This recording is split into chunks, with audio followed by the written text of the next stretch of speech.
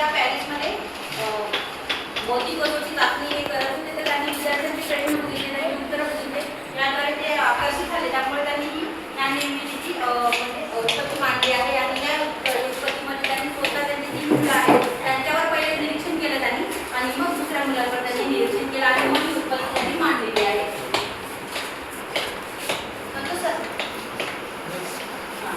ज्ञाननिर्मितीची मुख्य संकल्पना या चार आहेत: स्कीमा, ग्रहण, समायोजन आणि संकलन. स्कीमा म्हणजे जे विद्यार्थ्याच्या मनात ऑलरेडी आहे, म्हणजे एक्झाम्पल म्हणजे त्याला कुत्रा हा 4 पायाचा असतो असं त्याला वाटतं, त्याची म्हणजे मनामध्ये तो विचार आहे. त्यानंतर आहे ग्रहण. ग्रहण म्हणजे त्याचं काय म्हणणं आहे की कुत्रा हा 4 पायांचा आहे, पण मग त्याने लांडगा बघितला, तो पण 4 पायांचा आहे, मग त्याला असं वाटतं की कुत्रा आणि लांडगा हे सेमच आहे असं त्याची मनात हे होतं, म्हणजे त्याचे विचार असतात. पण नंतर समायोजनमध्ये म्हणजे दिवसेंदिवस तो त्यावर विचार करतो आणि त्याला कळते की कुत्रा हा वेगळा असून लांडगा हा वेगळा आहे.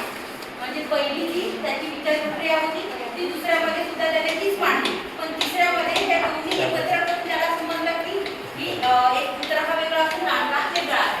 आणि संतुलनमध्ये त्या तिन्ही प्रक्रिया एकत्र करून जी प्रक्रिया होते त्याला आपण संतुलन असे म्हणतो. म्हणजे स्कीमा, ग्रहण आणि समायोजन प्रत्येक गोष्ट ही कशी आहे हा तो संतुलनमध्ये अभ्यास करतो.